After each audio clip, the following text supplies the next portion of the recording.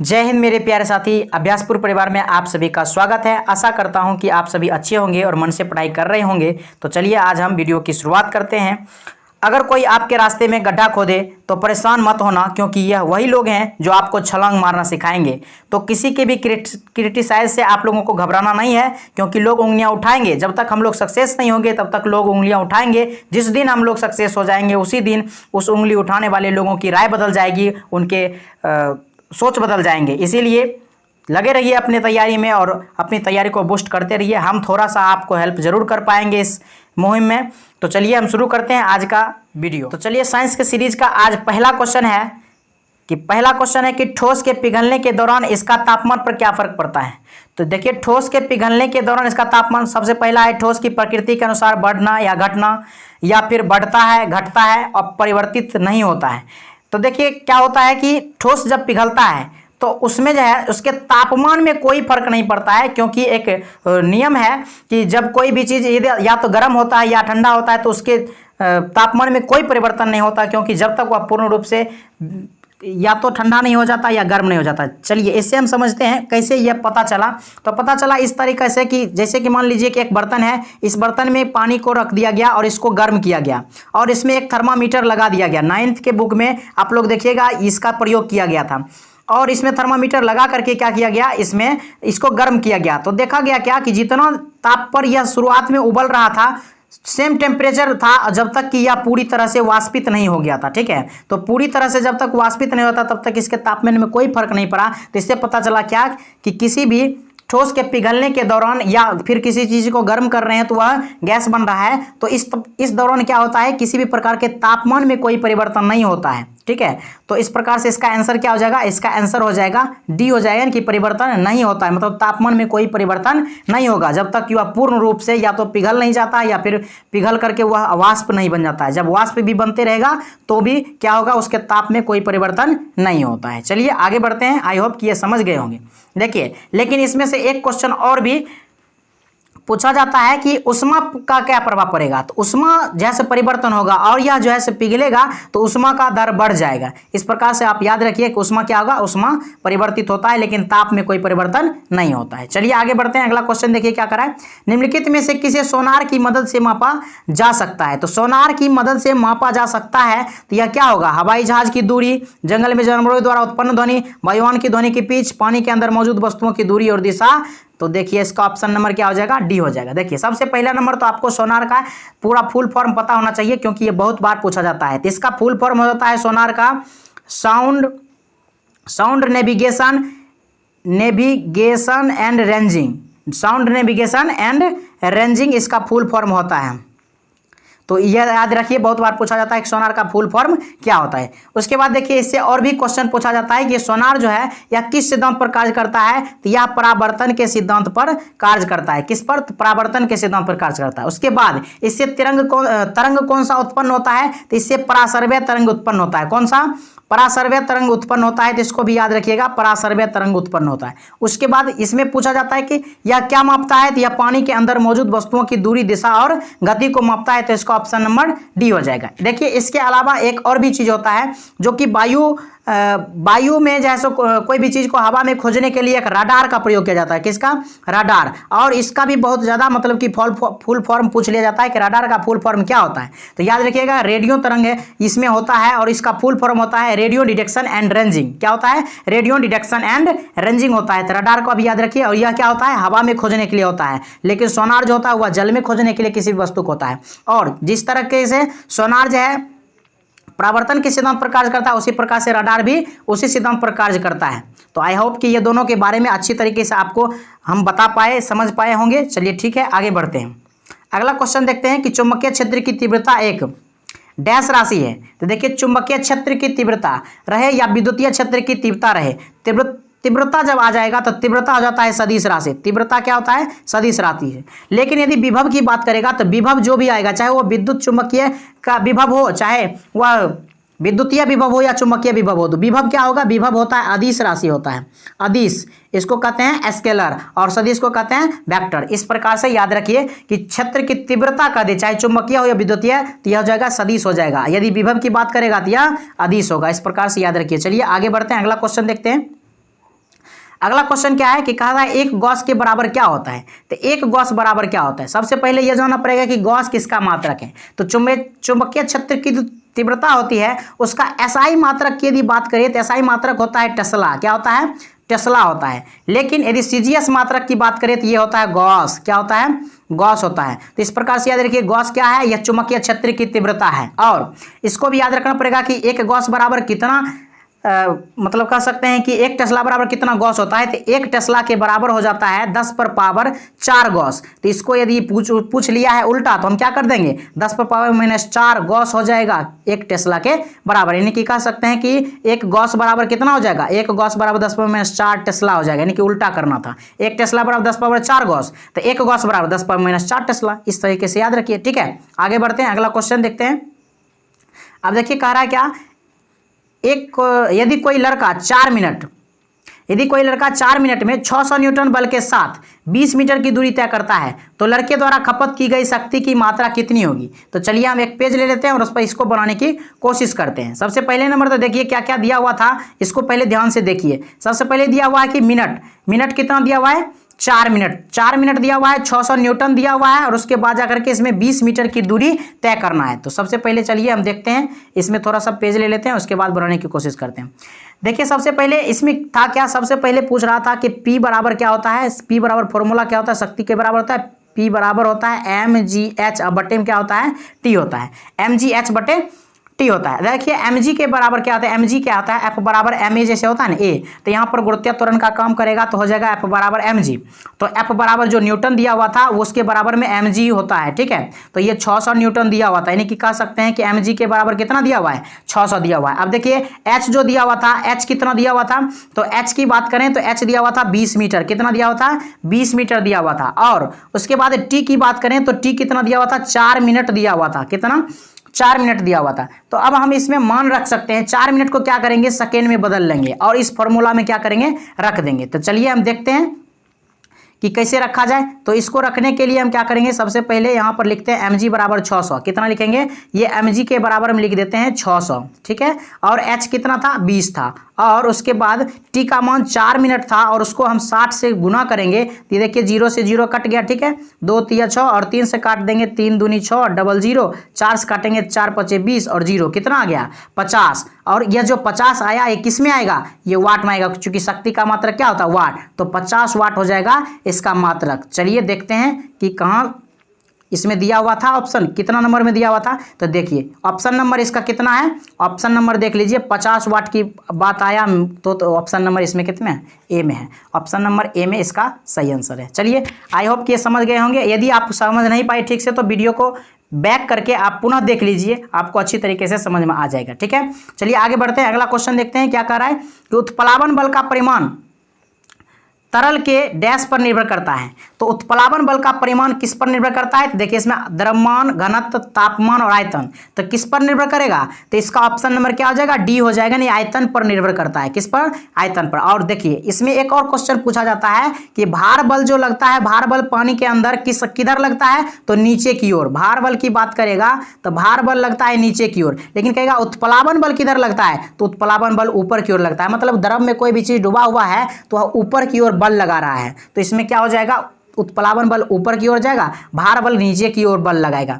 किसी भी बर्तन में जो भार है, भार नीचे की ओर बल लगा रहा है, उत्प्लावन बल उसको ऊपर की ओर भार लगा रहा है, जिसके कारण क्या होता है, वस्तु पानी में जाकर के थोड़ा सा मतलब कह सकते हैं कि उसके वजन में कमी का एहसास होता है। ठीक है, आभास होता है। चलिए अब अगला क्वेश्चन देखते हैं। कहता है कि डैश का गलनांक बहुत ही निम्न है। तो बहुत ही निम्न है, तो इसमें देखिए पीरियोडिक टेबल आपको समझना पड़ेगा कि निम्न गलनांक कैसे हम चूज करेंगे।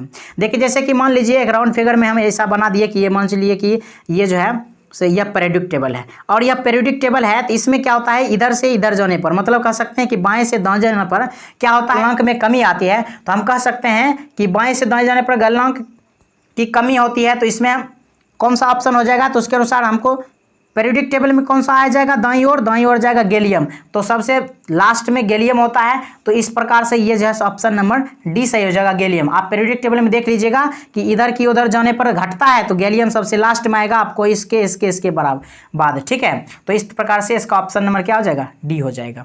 चलिए आगे बढ़ते हैं, देखते हैं अगला क्वेश्चन क्या कर रहा है।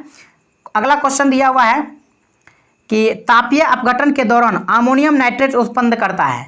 तो अमोनियम नाइट्रेट क्या उत्पन्न करता है? तो अमोनियम नाइट्रेट उत्पन्न करता है, देखिए इसमें क्या होता है NH4 NO3, इसको कहा जाता है क्या? Ammonium nitrate. अब यह जब बनेगा तो यह किस चीज में बदल जाएगा? यह N2O प्लस H2O में बदल जाता है, ठीक है। तो कह सकते हैं हम कि यह अमोनियम नाइट्रेट जो है N2O और H2O में बदल जाता है। तो इस प्रकार से इसका ऑप्शन नंबर क्या हो जाएगा? बी सही हो जाएगा। चलिए आगे बढ़ते हैं, अगला क्वेश्चन देखते हैं। अगला क्वेश्चन क्या है कि जब सिल्वर क्लोराइड का सूर्य के प्रकाश में रखा जाता है तो यह किसके बनने के कारण भूरे रंग का हो जाता है? तो किसके बनने के कारण भूरे रंग का हो जाता है? तो इसका ऑप्शन क्या हो जाएगा? ऑप्शन नंबर हो जाएगा इसका सी, कि सिल्वर धातु के बनने से। देखिए क्या होता है इसमें, ये हो जाता है AgCl। AgCl ये जब बनता है तो ये बन जाता है Ag और प्लस हो जाता है Cl2 अलग हो जाता है। यह ग्रे कलर का बनता है। किस कलर का? ये ग्रे कलर का बनता है। इस प्रकार से हम कह सकते हैं कि इसका ऑप्शन नंबर सी हो जाएगा, सिल्वर धातु। यहाँ पर क्या हो जाता है? सिल्वर अलग हो जाता है, क्लोरीन अलग हो जाता है, तो यह सिल्वर धातु हो जाएगा, ठीक है। तो आगे बढ़ते हैं, अगला क्वेश्चन देखते हैं। अगला क्वेश्चन क्या कह रहा है कि जलयोजित कॉपर सल्फेट का रासायनिक सूत्र क्या है? तो जलयोजित कॉपर सल्फेट का रासायनिक सूत्र क्या है? तो इसमें बताना है कॉपर सल्फेट का रासायनिक सूत्र। इसका तो हो जाएगा CuSO4 × 5H2O। लेकिन एक क्वेश्चन से कम चलने वाला नहीं है, इससे संबंधित कई क्वेश्चन पूछा जाता है और हम उसको एक पेज ले लेते हैं और बहुत अच्छे तरीके से समझेंगे और याद अभी करना है। यह नहीं कि वीडियो में हम कहेंगे कि आप इसको जैसे रटिए, लिख लीजिए उसके बाद रटिए, रटना नहीं है। अभी हम आपको बता रहे हैं एक कॉन्सेप्ट के साथ इसको कैसे याद रखना था। चलिए हम एक पेज ले लेते हैं, पेज ले लिए। अब देखिए इसमें हम एक तरफ से क्रम बाय क्रम हम लिखते जाएंगे, उसको हम आपको समझाते जाएंगे किस प्रकार। तो इसका जो फॉर्मूला होता है वो आता है FeSO4 इंटू क्या जाता है 7H2O। तो यह होता है हरा कशिश का। किसका? अब देखिए इसको याद कैसे रखना है, तो सबसे पहले याद इसको इस तरीके से रखना है कि देखिए यह क्या है? आयरन।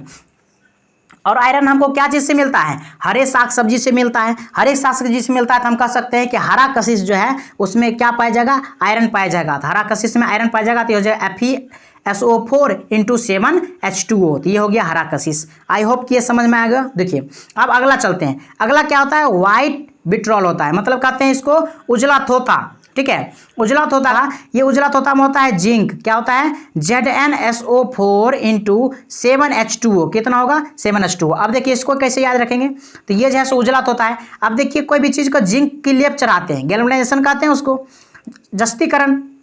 अब वह वस्तु खराब ना हो, वो गंदा ना हो, वो काला ना हो, चमकता रहे, हमेशा उजला की तरह चमकता रहे, इसके लिए क्या करते हैं हम? उसमें जिंक से गैल्वेनाइजेशन करते हैं। तो हम कह सकते हैं कि व्हाइट रखने के लिए, यानी कि चमकदार रखने के लिए जिंक का लेप करवा देते हैं, ठीक है, ताकि उसमें जंग ना लगे, वो काला ना हो। तो हम इस तरीके से याद रख सकते हैं। क्या रख सकते हैं याद? कि व्हाइट विट्रॉल जो होता है या उजला कशिश जो होता है, इसमें जिंक, मतलब कि सब में तो SO4 है ही, सल्फेट तो है ही, तो जिंक सल्फेट × 7H2O, यानी कि 7 जल की मात्रा रहेगा, तो इसको कहेंगे व्हाइट विट्रॉल। चलिए आगे बढ़ते हैं, अगला देखते हैं। देखिए अगला क्या है? अगला होता है ब्लू विट्रॉल। ब्लू विट्रॉल मतलब ये हो गया नीला कशिश। अब इसमें क्या होता है? इसमें देखिए होता है कॉपर सल्फेट CuSO4 × होता है 5H2O। तो इसमें जल की मात्रा याद रखना आपको, तो CuSO4 × 5H2O ब्लू विट्रॉल होता है। अब इसमें देखिए कैसे याद रखिएगा, जैसे कि मान चलिए कि ब्लू है, नीला है, तो कोई भी आदमी कपड़ा लेता है तो वह उसको ब्लू ज़्यादा पसंद होता है। क्या? जब कोई आदमी कपड़ा लेने जाता है तो उसको ब्लू ज़्यादा पसंद आता है, क्योंकि आसमानी कलर ब्लू बहुत अच्छा लगता है, ठीक है। इस प्रकार से याद रख सकते हैं कि कॉपर मतलब कपड़ा, और कपड़ा है तो यह ब्लू बहुत अच्छे तरीके से मतलब उसको बहुत अच्छा लगता है। चलिए ये हो गया। उसके बाद देखिए इसके अलावा भी 2-3 और हैं, जैसे हो गया जिप्सम का। क्या? जिप्सम का फॉर्मूला क्या होता है? जिप्सम का फॉर्मूला आता है CaSO4 इंटू हो जाता है इसमें 2H2O। तो यह जिप्सम तो बहुत ज़्यादा हाईलाइटेड है, इसको तो ट्रिक से याद करने की कोई जरूरत ही नहीं है। चलिए हम लेते हैं। उसके बाद दो और क्वेश्चन है, जैसे इसमें होता है ग्लोबल लवण। क्या होता है? ग्लोबल लवण की बात करेगा तो ग्लोबल लवण का फॉर्मूला क्या होता है? तो इसमें देखिए ग्लोबल लवण मतलब कह सकते हैं Na2SO4 इंटू 10H2O होता है। इसको कैसे याद रखेंगे? तो इसको इस तरीके से याद रख सकते हैं, जैसे ग्लोबल लवण करा है मतलब गोबर हम याद रख सकते हैं, गोबर। अब गोबर क्या होता है? देखिए गोबर भी जलाया जाता है, गोबर से क्या होता है? जलावन उत्पन्न होता है, और सोडियम भी क्या होता है? हवा में आने के बाद जलने लग जाता है। तो इस तरीके से हम कह सकते हैं कि ग्लोबल लवण मतलब सोडियम इसमें होगा, सोडियम सल्फेट इंटू 10H2O होगा। इसके अलावा एक और भी आता है इप्सम लवण। क्या होता है? इप्सम लवण होता है, ग्लोबल लवण और इप्सम लवण। इप्सम लवण को कैसे याद रखेंगे? तो इसमें कह सकते हैं MgSO4 इंटू 7H2O होता है, MgSO4 इंटू 7H2O। इप्सम लवण तो इसको एक याद रखना है, क्योंकि एक याद मैग्नीशियम होगा, ठीक है। तो इप्सम लवण मैग्नीशियम हो गया, ग्लोबल लवण सोडियम हो गया। इस तरीके से आपको याद रखना है। आई होप कि ये सभी क्वेश्चन आपको लगभग याद हो गया होगा। यदि वीडियो को पॉज करके आप यदि लिख लेते हैं, उसके बाद इस ट्रिक को फिर से रिकॉल करते हैं, तो आपको बहुत अच्छे तरीके से याद हो जाएगा। चलिए हम शुरू करते हैं, फिर देखते हैं अगला क्वेश्चन क्या कह रहा था। देखिए अगला क्वेश्चन अब क्या कह रहा है। अगला क्वेश्चन है कि निम्न में से किसमें त्रिबंध होता है। तो देखिए त्रिबंध होता है किसमें, तो आइए हम फॉर्मूला देखते हैं त्रिबंध। देखिए इसमें है प्रोपीन, प्रोपेनॉल, प्रोपाइन अम्ल और प्रोपाइन। तो चलिए हम इसमें देखते हैं कि इसका फॉर्मूला कौन सा होगा। तो सबसे पहले इसमें तो याद रखना पड़ेगा आपको 3 फॉर्मूला। कौन कौन? एल्केन का फॉर्मूला याद रखना पड़ेगा। कौन सा? एल्केन। उसके बाद होता है एल्कीन, एल्कीन के बाद हो जाता है एल्काइन। क्या होता है? एल्केन, एल्कीन और एल्काइन। तो इसका फॉर्मूला होता है CnH2n+2 और इसका होता है CnH2n और इसका हो जाता है CnH2n और -2। तो देखिए इसमें होता है सिंगल बॉन्ड, इसमें होता है डबल बॉन्ड और इसमें होता है ट्रिपल बॉन्ड। तो आपको याद रखना है ये जो एल्काइन वाला होगा, तो इस प्रकार से 3 गो यदि रहेगा हाइड्रोजन, तो कार्बन यदि 3 की मात्रा में है तो उसके साथ जो हो जाएगा एल्काइन लगेगा। तो चलिए देखते हैं क्वेश्चन में क्या कह रहा था। क्वेश्चन में देखिए कह रहा है क्या, प्रोपाइन दिया हुआ है, प्रोपेनॉल दिया हुआ है। तो इसका ऑप्शन कौन सा हो जाएगा? इसका ऑप्शन नंबर कौन सा हो जाएगा? तो त्रिबंध कह रहा है तो प्रोपाइन हो जाएगा। कौन सा हो जाएगा? प्रोपाइन हो जाएगा। तो इस प्रकार से ऑप्शन नंबर डी सही हो जाएगा। चलिए आगे बढ़ते हैं, अगला क्वेश्चन देखते हैं। अगला क्वेश्चन क्या कर रहा है? समीकरण Cu+O2 मिल करके क्या हो रहा है? CuO हो रहा है। या किसका उदाहरण है? देखिए ये दोनों मिल रहा है, संयोग कर रहा है, संयोग कर रहा है तो हो जाएगा संयोजन अभिक्रिया। तो इस प्रकार से ये याद रखना है। चलिए आगे देखते हैं। देखिए सूची 1 और सूची 2 को मिलान करना था। तो ये क्वेश्चन देखिए नीचे दिया होगा, आइए देखते हैं। देखिए अब इसको मिलान करना है, तो इसको मिलान करना है, थोड़ा सा हम छोटा कर देते हैं ताकि इसको आपको अच्छी तरीके से दिख सके। चलिए हम शुरू करते हैं। देखिए सबसे पहले नंबर तो फ्रायोन दिया हुआ है। तो फ्रायोन आपको पता होगा कि फ्रायोन किस में प्रयोग किया जाता है। तो फ्रायोन का प्रयोग प्रशीतक के रूप में होता है। तो यानी कि एक नंबर का ए नंबर का 2 होना चाहिए। तो किस में है? तो ए नंबर। इस तरीके से हम पता और भी कर सकते हैं, या यदि फ्रायोन नहीं पता रहता तो किस और चीज़ से हम कर सकते थे। जैसे कि देखिए ये है टेट्रा एथिल लेड, तो ये एंटीनॉक होता है। एक दिन और भी हम वीडियो में बता चुके थे ये। तो टेट्रा एथिल लेड जो होता है या एंटीनॉक यानी अपस्फोटक रोधी के रूप में काम करता है। उसके बाद बेंजीन हेक्साक्लोराइड जो होता है, इसका फॉर्मूला क्या होता है? बेंजीन C6H6 और इसमें Cl6 भी होता है। और यह किस में प्रयोग किया जाता है? तो देखिए इसमें C में क्या है? C में 4 दिया हुआ है। तो इसका मतलब ये क्या हो जाएगा? बेंजीन हेक्साक्लोराइड कीटनाशक में प्रयोग किया जाता है। उसके बाद कार्बन टेट्राक्लोराइड का फॉर्मूला क्या होता है? CCl4 और CCl4 इसको किस में प्रयोग करते हैं? इसको प्रयोग करते हैं अग्निशामक के रूप में। किसमें? अग्निशामक के रूप में। इस प्रकार से ऑप्शन नंबर डी इसका सही है। ये सब याद रखिए, ठीक है। आगे बढ़ते हैं, अगला क्वेश्चन देखते हैं क्या कर रहा है। अगला क्वेश्चन भी सूची में मिलान करना है। तो चलिए देखते हैं सूची में कैसे मिलान होगा। तो सबसे पहला क्या है? एसीटोन। क्या है? पहला है एसीटोन। तो अगर मान चलिए कि एसीटोन आपको नहीं पता कि क्या होता है तो इसको छोड़ दीजिए। इसमें से किसी एक में देखिए कार्बन टेट्राक्लोराइड, अभी तुरंत हमने बताया था कार्बन टेट्राक्लोराइड CCl4। इसका प्रयोग कहाँ करते हैं? इसका प्रयोग हम अग्निशामक में करते हैं। मतलब कि B का 1 होना चाहिए। B का 1 देखिए इसमें है, किसमें? C में है। तो इसका आंसर C हो जाएगा। आप देखिए 1 भी पता रहेगा तो हो जाएगा। आप देखिए B का 1 यानी कि B का 1 हो गया, तो A का 2 दिया हुआ है, तो एसीटोन क्या हो जाएगा? नाखून पॉलिश में हो जाएगा। और उसके बाद हाइड्रोजन पेरोक्साइड, तो इसके अनुसार इसको याद रखिए 3 C में 3 ही है, तो ये जगह घावों को मरहम पट्टी में। और द्रव अमोनिया की बात करेगा तो द्रव अमोनिया हो जाएगा प्रशीतक के रूप में। देखिए द्रव अमोनिया के अलावा प्रशीतक के रूप में क्या क्या चीज़ प्रयोग किया जाता है इसके बारे में याद रखिए। तो हम आपको बता रहे हैं क्या क्या चीज़ प्रयोग किया जाता है। तो इसमें जो है, इसमें जैसे हो गया कि एसीटोन नाखून में पॉलिश करने के लिए इसमें हो गया ये कार्बन टेट्राक्लोराइड अग्निशामक में हो गया, हाइड्रोजन पेरोक्साइड जो हो गया घावों को मरहम पट्टी में, द्रव अमोनिया हो गया प्रशीतक के रूप में। तो इसके अलावा और भी होता है जो कि फ्रियोन के अलावा और क्या कर सकते हैं? फ्रियोन के अलावा होता है एक R होता है R12 होता है। उसके बाद द्रव अमोनिया होता है। क्या होता है? द्रव अमोनिया होता है। द्रव अमोनिया या कर सकते हैं हम फ्रीऑन। तो ये सब जो है फ्रियोन हो गया, अमोनिया हो गया, ये सब क्या होता है?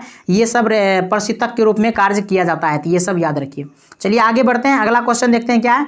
अगला क्वेश्चन देखिए क्या कह रहा है कि अगला है कि ऊर्जा का उपयोग करते हुए पायरुविक का विघटन कहाँ होता है? तो पायरुविक का विघटन होता है माइटोकॉन्ड्रिया में। यही क्या करता है, ये ग्लूकोज टूट करके पायरुविक में बिगड़ जाता है और यह एक पायरुविक से यानी कि 2 पायरुविक बनता है। 2 में से एक में 18 एटीपी का निर्माण होता है और फिर उसके बाद अगर के दूसरा में भी 18 एटीपी का निर्माण होता है। इस प्रकार से 36 एटीपी का निर्माण तो यहाँ हो गया और 2 एक्स्ट्रा जो बच जाता है वो कुल मिलाकर के 38 एटीपी से एक ग्लूकोज का निर्माण होता है। 38 एटीपी से एक ग्लूकोज का निर्माण होता है। इस प्रकार से याद रखिए। ये भी पूछा जाता है कि एक ग्लूकोज में कितना एटीपी बनता है, मतलब कितना एटीपी से एक ग्लूकोज बनता है, तो 38 एटीपी से। और एटीपी का फुल फॉर्म क्या होता है? Adenosine triphosphate. क्या होता है? Adenosine triphosphate. तो इसको याद रखिए, ठीक है। आगे बढ़ते हैं, अगला क्वेश्चन देखते हैं।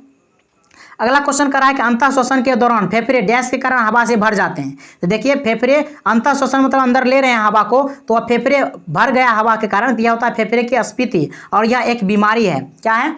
यह एक बीमारी है और इसमें जो हवा भर जाते हैं इसी को क्या जाता है? अस्फीति बीमारी कहा जाता है, ठीक है। आगे बढ़ते हैं, अगला क्वेश्चन देखिए क्या है। मानव शरीर में श्वसन वर्णक क्या होता है? तो मानव शरीर में श्वसन वर्णक जो होता है हीमोग्लोबिन होता है। कौन सा होता है? हीमोग्लोबिन होता है, जो कि आरबीसी में हीमोग्लोबिन पाया जाता है और यही ऑक्सीजन को ले जाने का कार्य करता है। अब देखिए इसमें से मेलानिन जो है, मेलानिन क्या होता है? लोगों के शरीर का जो पिगमेंट है, मतलब कि हम लोगों का जो त्वचा का रंग है, यह मेलानिन के कारण होता है, ब्लैक या भूरा। देखिए इसमें से 2 प्रकार का मेलानिन होता है। एक तो होता है, देखिए ये वाला होता है फियोमेलिनिन और दूसरा होता है यूमेलानिन। यूमेलानिन का क्या कार्य होता है? यूमेलानिन ये ब्लैक को दर्शाता है। किसका? ब्लैक को और ब्राउन को। ये ब्लैक और ब्राउन होता है, ब्लैक ब्राउन। और ये जो होता है फियोमेलेनिन, ये फियोमेलेनिन होता है, ये दिखाता है रेड को, रेड और येलो को। मतलब इस प्रकार के त्वचा हो जाता है, रेड और येलो त्वचा है तो इसका मतलब उसमें कौन सा पिगमेंट होगा? तो ये हो जाएगा फियोमेलानिन। और यूमेलिन है, इसका मतलब है ब्लैक और ब्राउन वाला जो आदमी होता है उसमें होता है यूमेलानिन, ठीक है। इस प्रकार से याद रखिए। चलिए आगे बढ़ते हैं, अगला क्वेश्चन देखिए क्या कर रहा है कि अगला क्वेश्चन कह रहा है कि निम्न उपकरणों में से किसको रक्तचाप नापने के लिए प्रयुक्त करते हैं? तो रक्तचाप नापने के लिए स्फिग्नोमैनोमीटर का प्रयोग करते हैं। इसके अलावा भी देखिए मल्टीमीटर है। तो मल्टीमीटर का किस किस चीज में प्रयोग करते हैं? तो मल्टीमीटर में धारा भी मापा जा सकता है। मल्टी का मतलब हो गया एक से अधिक। इसमें वोल्टेज को भी मापते हैं और इसी में प्रतिरोध को भी मापते हैं, ठीक है। तो इस प्रकार से हम कह सकते हैं कि यह मल्टीमीटर है। उसके बाद देखिए हाइड्रोमीटर। हाइड्रोमीटर क्या मापता है? क्या? ये घनत्व को मापता है। ये हो गया हाइड्रोमीटर। और सेलाइनोमीटर, ये सेलाइनोमीटर से क्या मापा जाता है? ये लवण की मात्रा को मापता है। किसका? तो लवण की मात्रा को मापता है, तो इसको याद रखिएगा, सेलाइनोमीटर। इस प्रकार से चारों को याद रखिए। चलिए अगला देखिए क्या है क्वेश्चन। अगला क्वेश्चन कह रहा था क्या कि अल्ट्राफिकेशन संबंधित है किससे? तो अल्ट्राफिकेशन किससे संबंधित होता है? तो यह होता है उत्सर्जन से संबंधित होता है, ठीक है। तो इसको याद रखिएगा, अल्ट्राफिकेशन उत्सर्जन से संबंधित है। उसके बाद देखिए कह रहा है कि स्त्रियों की नसबंदी को क्या कहा जाता है? तो स्त्रियों की नसबंदी को क्या कहा जाता है? इसको याद रखना है। स्त्रियों की नसबंदी को कहा जाता है ट्यूबेक्टोमी। और पुरुष के नसबंदी को क्या कहा जाता है? तो पुरुष के नसबंदी को कहा जाता है वेसेक्टोमी। तो वेसेक्टोमी हो गया पुरुष वाला, ट्यूबेक्टोमी। अब देखो ये इसको याद कैसे रखिएगा? तो ट्यूबेक्टोमी जो है इसको याद इस तरीके से रख सकते हैं। देखिए ट्यूब, तो फैलोपियन ट्यूब होता है किसमें? तो और ये महिलाओं में होता है, यानी कह सकते हैं कि ये होता है औरत में होता है, ये मादा में होता है। इस प्रकार से ट्यूबेक्टोमी हो गया, ट्यूब में होता है। और वेसेक्टोमी होता है, यह पुरुषों में होता है। उसके बाद देखिए इसमें न्यूरोटोमी। तो ये न्यूरेटोमी जो होता है यह क्या होता है? यह ऑपरेशन किया जाता है, न्यूरोटोमी, ठीक है। और उसके बाद ऑपरेशन के द्वारा ऐसे एक खास भाग को हटा दिया जाता है न्यूरोटोमी में, ठीक है। इस प्रकार से याद रखिए। और इसके बाद साइडेक्टोमी, इसका कोई विशेष अर्थ ही नहीं होता है, इसका कोई वैल्यू नहीं है, ठीक है, इसका कुछ भी नहीं होता है। चलिए इस प्रकार से आपको 20 क्वेश्चन ये समझ में आया होगा। यदि आपको अच्छा लगा हो तो आपको कहने की हमें कोई ज़रूरत नहीं है, लाइक शेयर कमेंट जरूर कर दीजिएगा। और जो भी इसमें डाउट हो उसको जरूर कमेंट में बता दिया कीजिएगा। और अच्छा लगेगा तो अच्छे से कमेंट भी आपको लोग कर दिया कीजिए। यहाँ तक वीडियो देखने के लिए आप सभी को बहुत बहुत धन्यवाद। जय हिंद, जय भारत।